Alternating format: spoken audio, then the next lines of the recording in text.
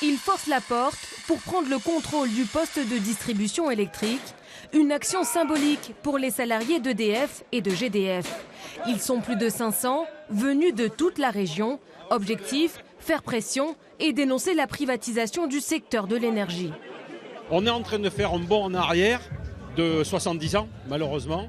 On est en train de revivre ce qu'on a connu avant la guerre, c'est-à-dire de repasser le domaine de tout ce qui est de l'énergie, que ce soit l'électricité ou le gaz, mais repasser dans le domaine du privé pour faire du fric, uniquement du fric. Ces mesures du gouvernement pourraient mener à la suppression de près de 2000 emplois. Cette libéralisation pourrait coûter de plus en plus cher aux consommateurs.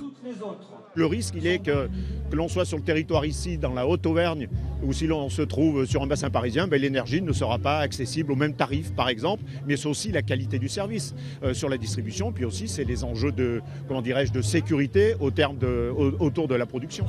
Les salariés s'opposent également à la privatisation des barrages hydrauliques prévue dans la loi de transition énergétique et craignent qu'à terme, le service public ne disparaisse.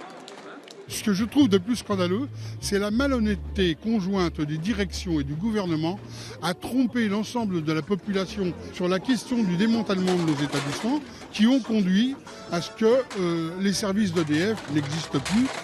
La direction n'a pas souhaité s'exprimer. Cette grève a été suivie au niveau national. D'autres actions pourraient suivre si aucun accord n'est trouvé entre les différentes parties.